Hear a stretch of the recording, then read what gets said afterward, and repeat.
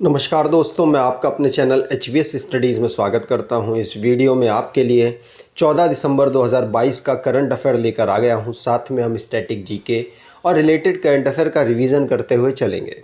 अगर आप इस चैनल पर पहली बार आए हो तो चैनल को सब्सक्राइब कर लीजिएगा। वीडियो अच्छी लगे तो वीडियो लाइक करके ज़रूर जाइएगा। इस वीडियो को रेगुलर आप जब देखेंगे तो आपको ज़रूर बेनिफिट मिलेगा और मैं आपसे अनुरोध करूंगा कि इसको एटलीस्ट 15 दिन तक ज़रूर देखिएगा। उसके बाद देखिएगा कि आपको पहले दिन का करंट अफेयर याद है कि नहीं। अगर याद है तो आगे भी फॉलो कीजिएगा जब तक कि आपका एग्ज़ाम ना निकल जाए, और अगर नहीं याद है तो आप बेहतर कंटेंट और बताइएगा कि किस तरीके से मैं आपको दूं, तो उस तरीके से मैं आपको देने लग जाऊंगा।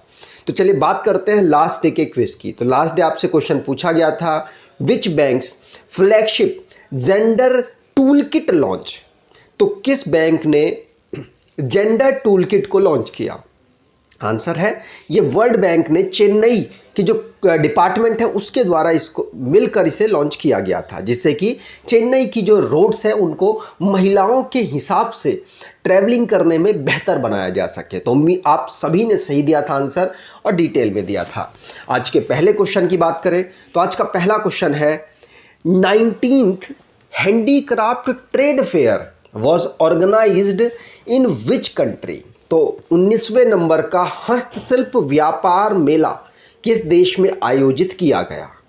आंसर होगा जो 19th नंबर का हस्तशिल्प व्यापार मेला है ये नेपाल में आयोजित किया गया। कहाँ पर? नेपाल में। इसमें जो हाथों से बने हुए हमारे क्राफ्ट होते हैं, हमारे जो मतलब अलग अलग तरीके के इंस्ट्रूमेंट्स होते हैं उनको यहाँ पर प्रमोट किया जा रहा है, और साथ साथ उनके व्यापार को बढ़ाने के लिए इस पर चर्चा हुई है।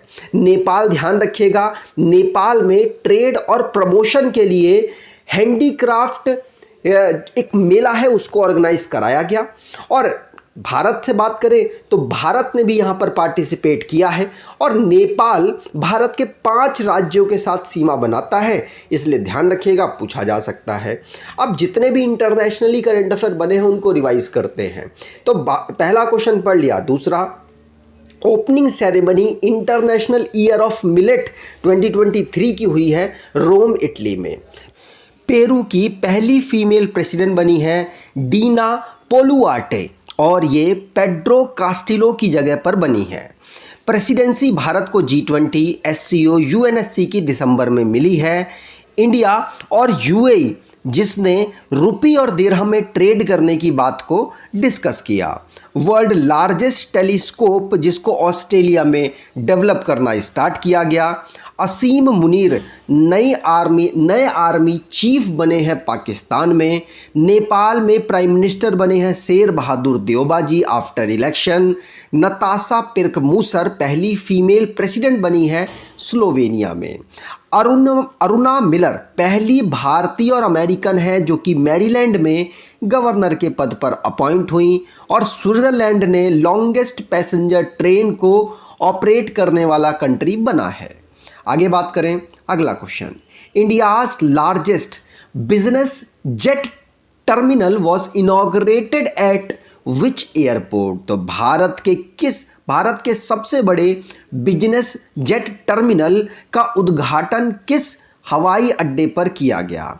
तो भारत का सबसे बड़ा बिजनेस जेट टर्मिनल को इनॉग्रेट किया गया कोचिन इंटरनेशनल एयरपोर्ट में, केरल में ये उपस्थित है, ध्यान रखिएगा। तो केरल के चीफ मिनिस्टर के द्वारा इसको इनॉग्रेट किया गया, जिनका नाम पिनरई विजयन साहब है। ध्यान रखिएगा, ये भारत का बड़ा सबसे लार्जेस्ट गेटवे बनेगा बिजनेस के पर्पस में। तो यहाँ पर केरला की बात हुई है, तो केरला को स्टेट के रूप में 1956 को फॉर्म किया गया। कैपिटल त्रिवंतनापुरम है, डिस्ट्रिक्ट 14 है, गवर्नर आरिफ मोहम्मद खान है, चीफ मिनिस्टर पिनरई विजयन है। लेजिस्लेचर यूनिकैमरल है जहाँ की असेंबली में 141 सीट्स, राज्यसभा में 9 सीट्स, लोकसभा में 20 सीट यहाँ से आती हैं। नेशनल पार्क की बात करें तो Anamudi 16 national park, Eravikulam national park, Mathikettan 16 national park, Pambadum 16 national park, Periyar national park, silent valley national park यहाँ के नेशनल पार्क हैं। मैप पर देखें तो केरला कोस्टल लाइन बनाने वाला एक स्टेट है। भारत के टोटल 9 स्टेट और 4 यूनियन टेरिटरी कोस्टल लाइन बनाते हैं। केरला इंटरनल बाउंड्री कर्नाटका और तमिलनाडु के साथ बनाता है।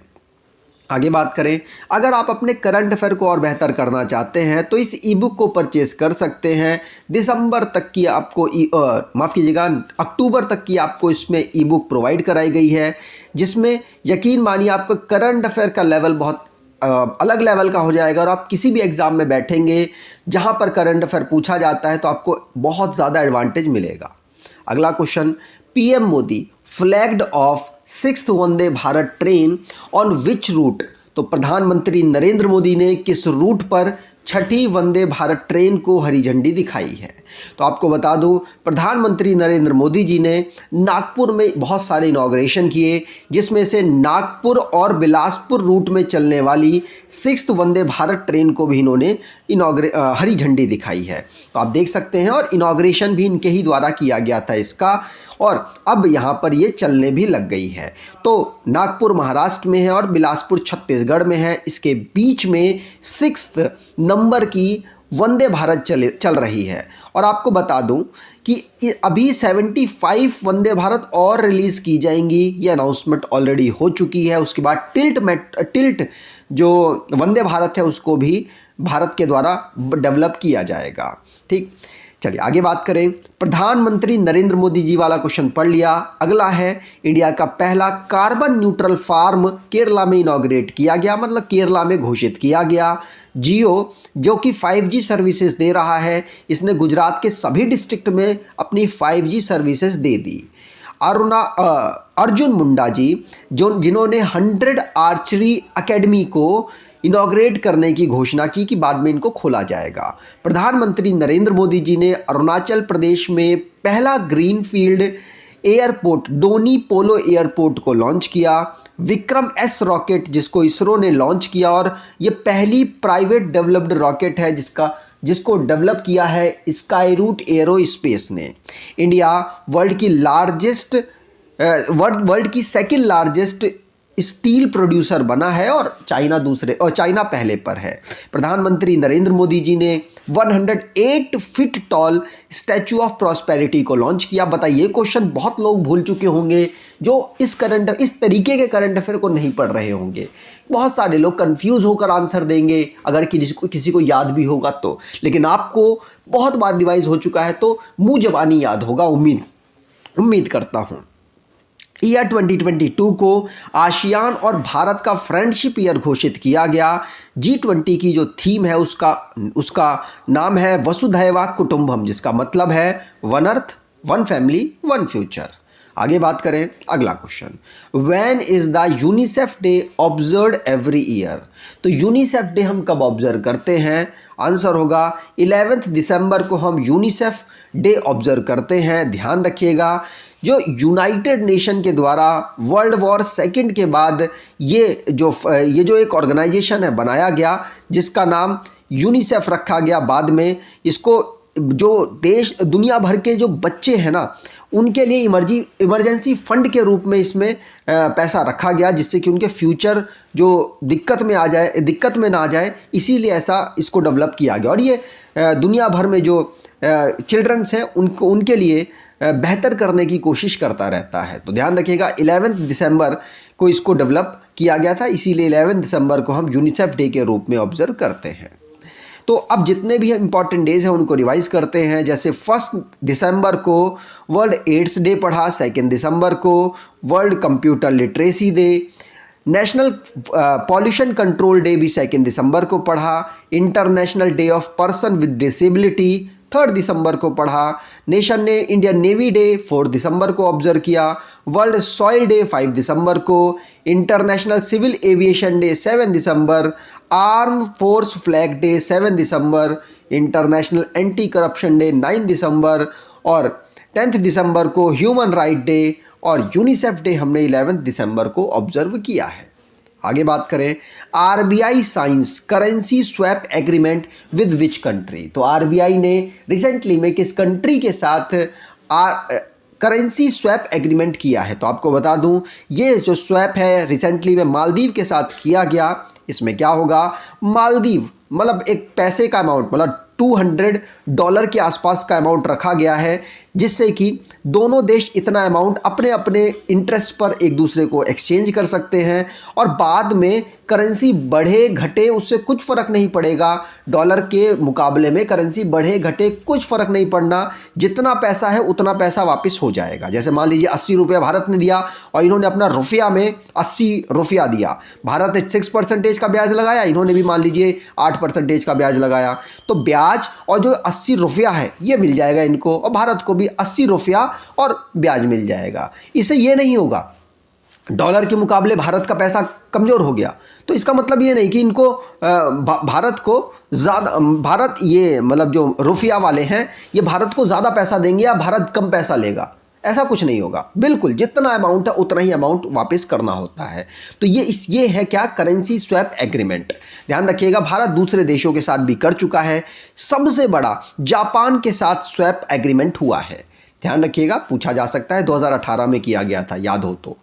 विच leader has been honoured with the cease award on December 11, 2022।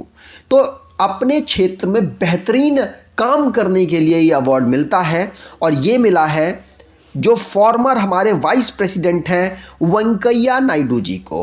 Venkaiah Naidu ji हमारे 13वें नंबर के वाइस प्रेसिडेंट हैं, जिनको 25 नंबर का Shri Chandrashekhar Saraswati national eminence award मिला है। ये अवार्ड उन लोगों को मिलता है जो अपने क्षेत्र में बेहतरीन काम करते हैं, अपने प्रोफेशन को बेहतरीन हार्डवर्क से करते हैं, उनको ये अवार्ड मिलता है। और अगर बात की जाए इंडस्ट्रियल की, तो ये इंडस्ट्रियल में किसको मिला है, तो रतन टाटा जी को 25 नंबर का ये अवार्ड मिला, ध्यान रखिएगा। आगे बात करें, अगला question, which city hosted the national conclave of universal health coverage.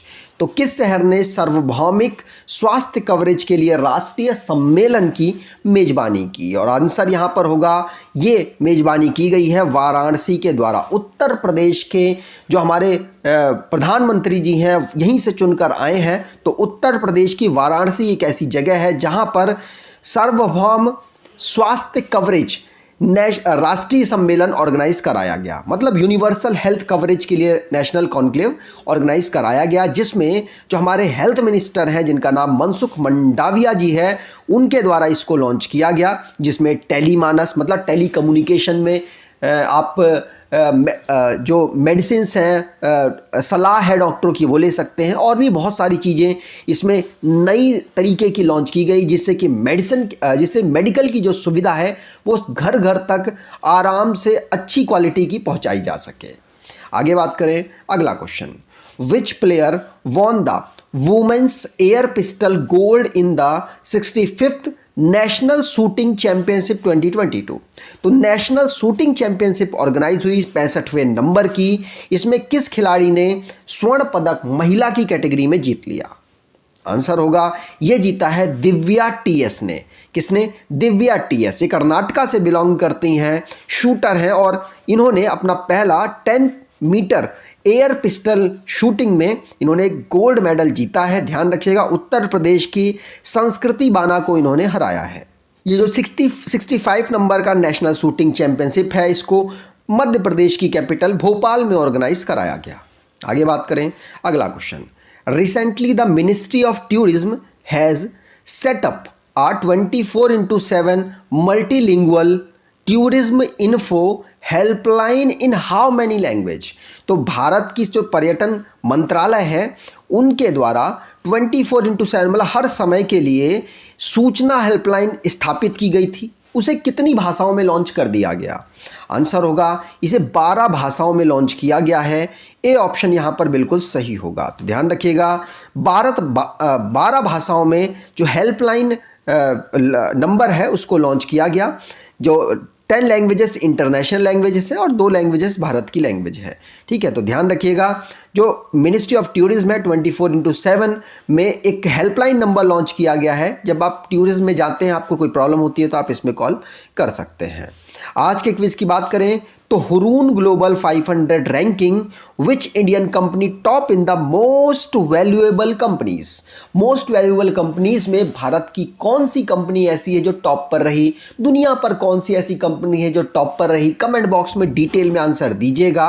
अगर आपको ये वीडियो अच्छी लगी है, इंफॉर्मेशन अच्छी लगी है, तो आपसे अनुरोध करूंगा वीडियो को लाइक कर दीजिएगा, चैनल को सब्सक्राइब कर लीजिएगा और एटलीस्ट अपने कुछ दोस्तों तक वीडियो को शेयर ज़रूर कीजिएगा। धन्यवाद।